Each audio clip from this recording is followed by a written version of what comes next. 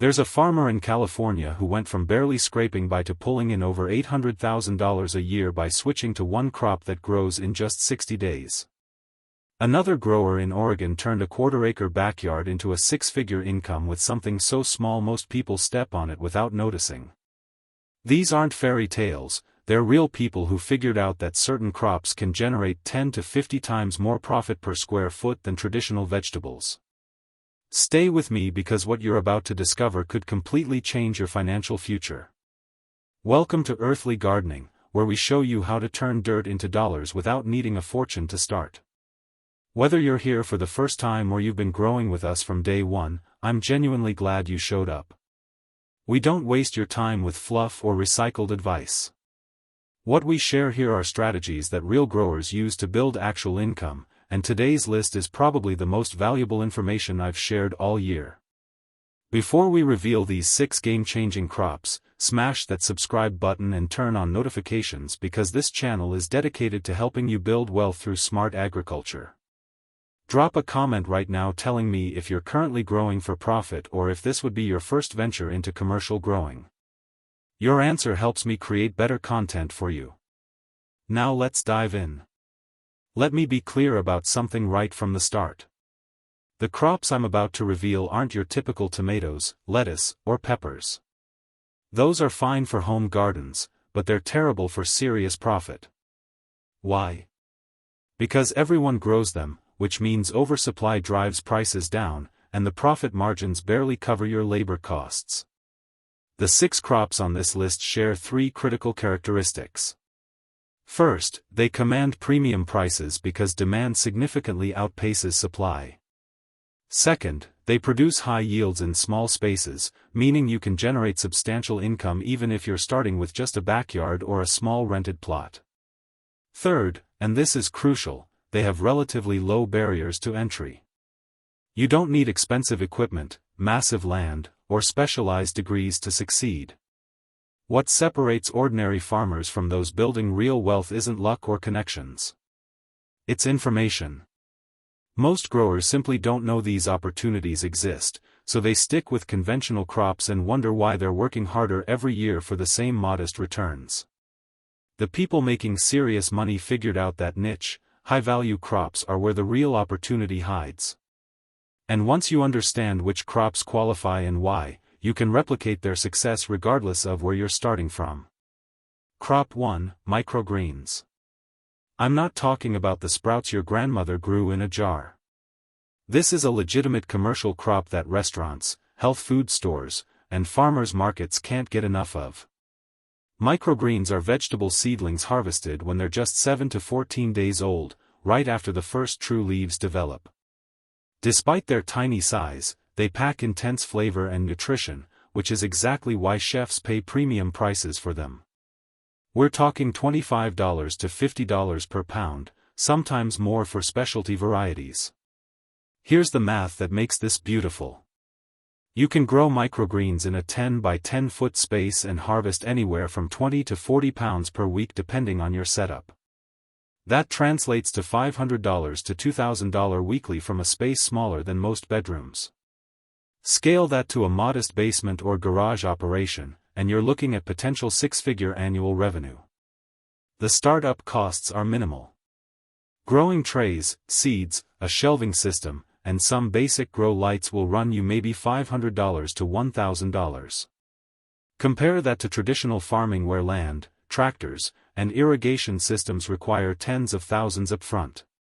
Microgreens can be grown year-round indoors, which means consistent income regardless of season or weather. The key to success is finding consistent buyers before you scale up. Start by approaching local restaurants and offering samples. Once you secure 2 or 3 regular clients, you've got predictable income that allows you to expand systematically. Crop 2, Gourmet mushrooms. Specifically oyster, shiitake, and lion's mane varieties. Forget the basic button mushrooms you see in grocery stores. Those are commodity crops with razor-thin margins. Gourmet mushrooms sell for $12 to $20 per pound wholesale and double that at retail.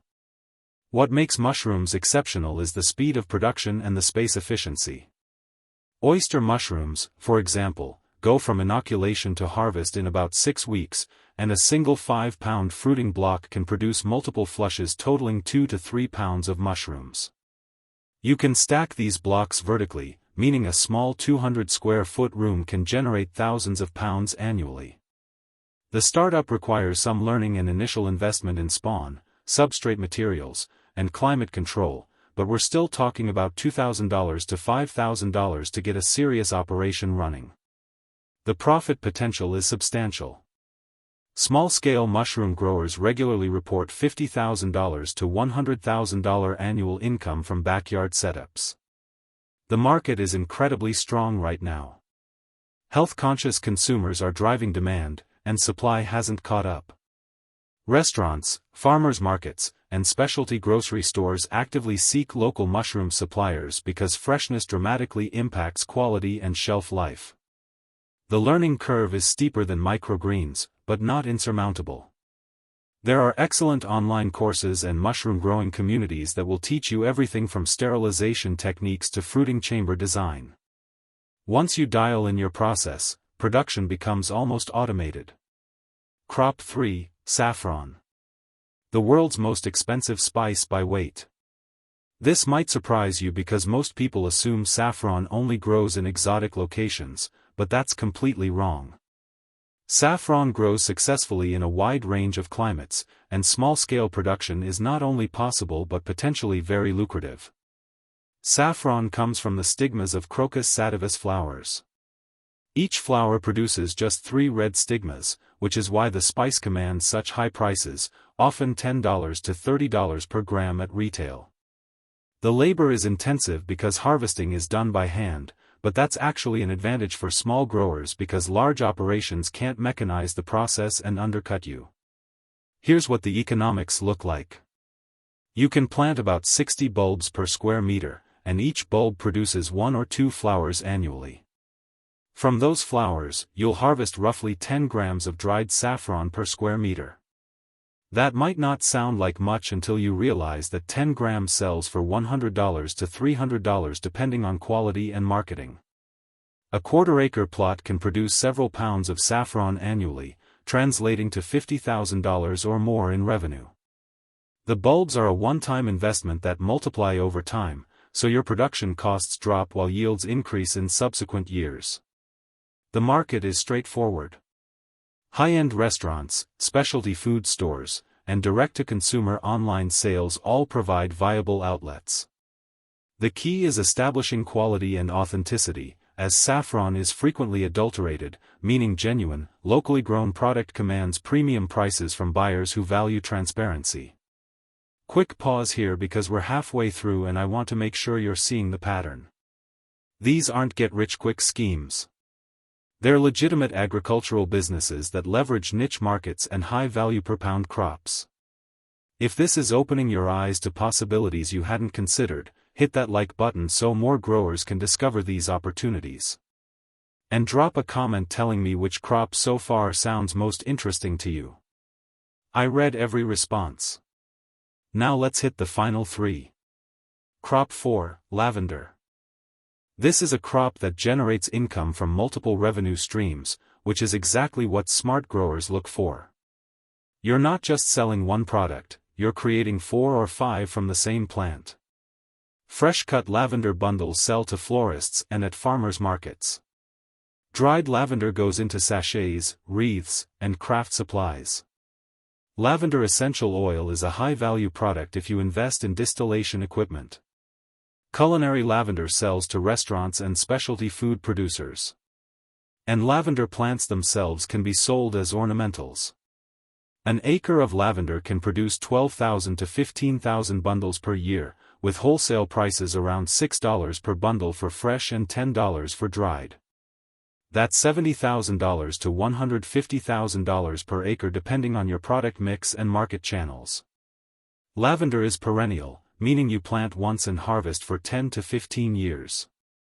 After the initial establishment year, maintenance is minimal. These plants thrive on neglect in full sun and well-drained soil. This makes lavender perfect for growers who want income without constant replanting and intensive labor. The startup costs are moderate. Plants run about $2 to $4 each, so an acre requires $10,000 to $20,000 in stock. But remember, this is a long-term investment that pays dividends for over a decade. Agritourism is another angle. Many lavender farms host you-pick events, weddings, and workshops, adding thousands in additional revenue with minimal extra effort. Crop 5, Ginseng. This is the crop for patient growers willing to play the long game for extraordinary payoffs. Ginseng roots sell for $500 to $800 per pound of dried root, with wild simulated ginseng commanding even higher prices.